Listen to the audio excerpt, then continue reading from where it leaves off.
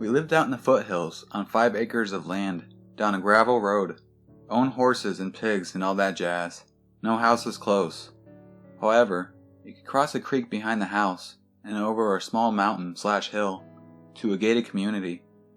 However, you would never want to go outside due to the mountain lions lurking around at night. Needless to say, other than our floodlights on the house, there were no lights around. Ever. Anyways, one night, my dad was working late, which ironically never happened. My brother, myself, and my mom were home alone in our very large house. I was only about 6 years old, but I remember all this vividly. For whatever reason, I was sleeping in my parents' room with my mom that night and my brother in his room. All of a sudden, my brother comes bursting in the bedroom around 3 a.m., slams and locks my parents' bedroom door, and says he is hearing someone whispering his name and telling him to come out and play. That sounds like it is coming from the closet or from the window, which are right next to each other. My mom, thinking my brother is dreaming, or that his neighbor friend across the creek is messing around with him, especially since our rooms were on the 2nd floor, makes us wait in our room and goes to check things out. When she walks in, she hears some shuffling noises towards the window and hurries back into the bedroom and locks it. She calls the police, who show up 20 to 38 minutes later, while we sit quietly, staring out her window to see if we see anything. Police search the house and property and find nothing but roof shingles in our front yard, which is where my brother's room faces. Our house had a small little awning over the front porch, so someone could easily walk on it in front of our 2nd-story windows facing the front yard. However, they warned us that there are many hiding places around the house, so they will monitor the house for a bit. Around 6 a.m., my dad gets home to police sitting outside. He informs them that he saw a man jogging down our gravel road towards the main road, wearing all dark clothing. They thought it was strange, since in our area, you don't ever go jogging early morning when mountain lions feed. Yes, this is a real thing where I am from, and attacks and sightings happen often. And 2, he was not in any type of workout gear. Turns out, they caught the guy, and he was breaking into homes in the gated community and trying to lure kids to his car, walking home from the bus stop. Scary man whispering to my brother, "Let's not meet."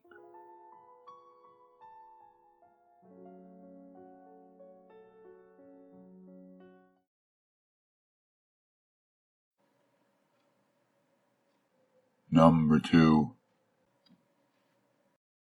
I live in a small village, 25 minutes from the nearest city.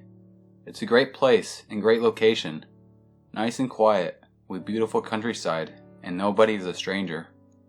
If the city calls, which it often does as most of my friends live that way, then it's an easy bus journey, although it never runs to schedule, so it goes.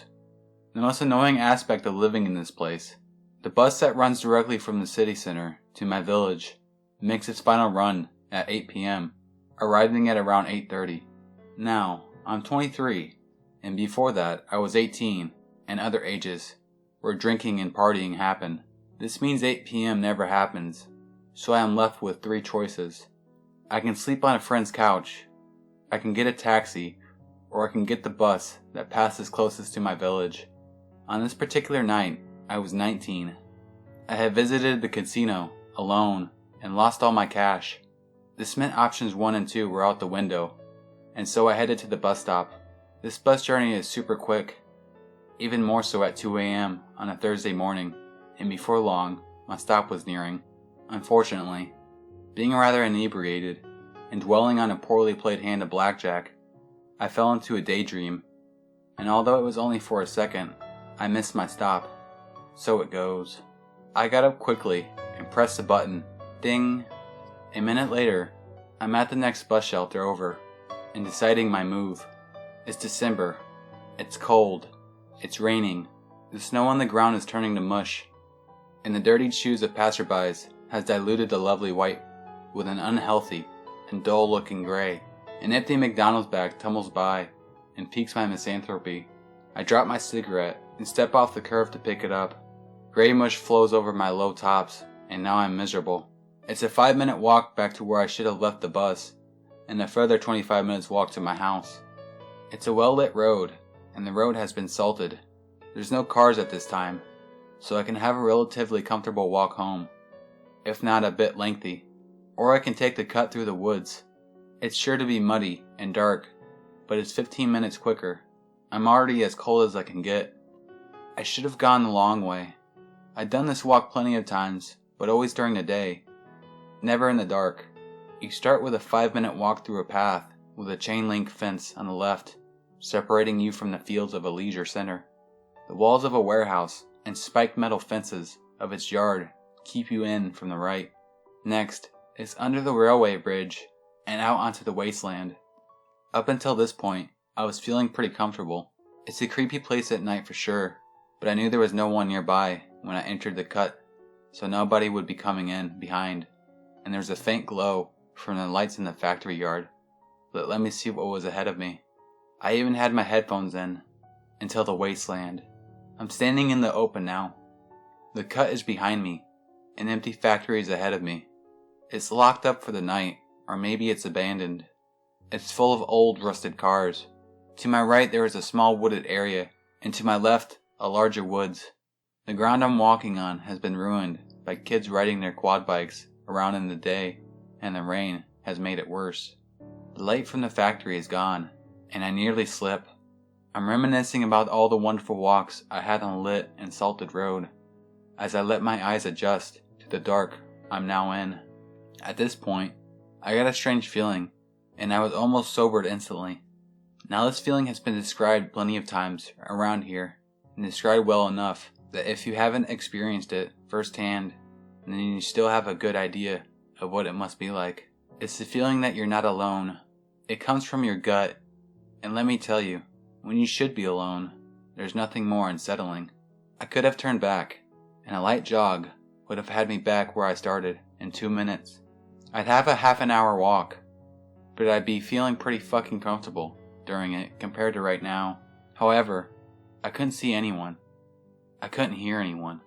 There was just no way anyone would be out at this time, and I'd laugh at myself as soon as I was wrapped up in my warm bed, which was only 10 minutes away if I carried on. By this point, I'd been thinking about what I should do for a couple of minutes, and it occurred to my paranoid mind that by now, someone could be well on their way through the cut and towards me, so I continued on quickly with my earphones no longer playing, just to be safe.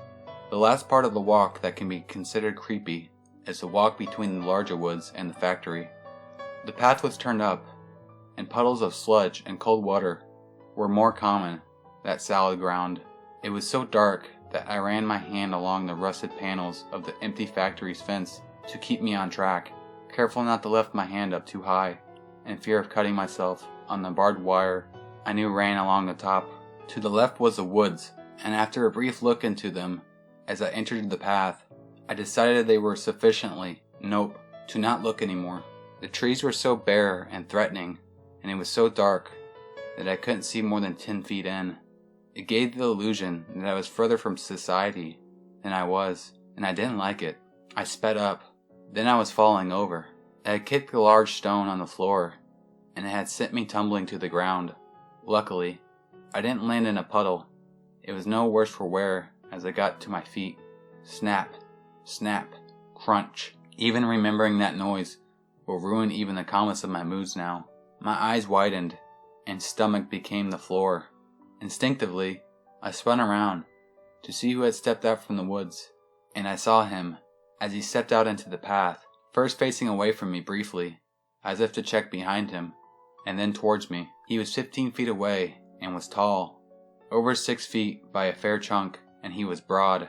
His hair was long, and it covered half of his face as he hung his head either looking straight at the floor or up at me. I couldn't tell. I was totally sober now, and although I was aware I was breathing heavily, I couldn't hear myself for the sound of my heart in my ears and chest. I wanted to say something that made me seem like I wasn't an easy target for whatever he wanted. Woo, is all that I managed, and he just stood still, saying nothing. I didn't know what to do. I could run at him and fight, I could run into the woods. I could ring police quickly. I did my best to calm myself, to think clearly. But right then, he started to walk towards me, slowly, but deliberately. He lowered his head further to the ground. I just turned and sprinted. I heard heavy splashes behind, and knew that he wasn't just walking now either. I just fucking sprinted, praying I wouldn't be caught, and praying I wouldn't trip or fall. I ran out from the woods. I kept sprinting up the hill through the park, waiting for his hand to grab my shoulder at any second. I sprinted through the streets. As I grabbed my house key from my pocket, I jumped over my fence and got straight into the house, locking it immediately. I didn't look outside. I never peered back out as I was running. I'll never know how far he chased me, or how close he came to grabbing me. And I really hope I'll never know what he wanted. Big creepy man, who was waiting in the woods to chase me. Let's not meet again.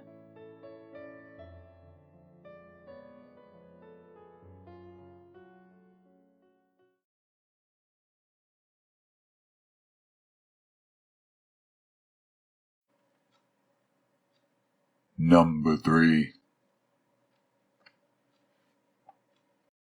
This happened about 2 years ago when I was 18. I was really into photography, and I would love getting into community groups and do cool stuff for our group page. About 6 months into me being a part of this group, which mainly consisted of 30 to 40-year-olds and their children, a new person joined, and of course we all welcomed him. This man was fairly old, and to be honest, he did not look very appealing, like a wrinklier Jack Nicholson, with really wiry white hair. He asked us in group chat if we were going out on another hike soon, as he'd like to join us. The group leader and I arranged a meeting place and time. Come next weekend. All the usual people are there, and I asked if the new man had showed up yet. They all replied with no. We waited for a good 25 minutes, and decided that he couldn't make it. So off we hiked up this hill, and started getting some cool nature shots, when all of a sudden, the man we waited for emerged from the bushes. His clothes were dirty, and he was silent. He didn't have a camera with him, which was a requirement when we go out to do activities like this. He said he would tag along. He made the whole group feel so uncomfortable, and keep in mind, we were far from our cars and halfway up a forest hill. The group leader quietly whispered to me that we were going to circle back. I was so relieved, because this guy was creeping all of us the hell out. The leader announced we were going back now, and then probably a split second after that, the man started yelling at all of us like a madman. He started raving on about he was going to skin us and skull fuck us, and then he revealed a hunting knife strapped to his belt. One of our members was an ex-Navy and reacted immediately, and being the muscle of the group, really showed his worth as he held this guy down and twisted his arm into a position that he could break it easily if he didn't comply. He eventually calmed down, and we called the police back at the parking lot. The whole time we waited, he was saying some really cruel and nasty things he was going to do to us, and at one point, he bit the tip of his tongue off, and blood went all over his face. He did a high-pitched laugh, and then never spoke again. The sergeant came and took him away. A few days later, they found out his real name and where he lived. The reason this is called the photographer is, well, he had pictures of all the group, on all our hikes, hundreds of photos. He found out some of our names because we would sometimes talk loudly to one another. This wasn't really the most craziest story ever to be posted on here, but it is terrifying to think there are literally people out to get you, for almost no reason at all, and the intentions of this man were pure evil. Let's not meet again.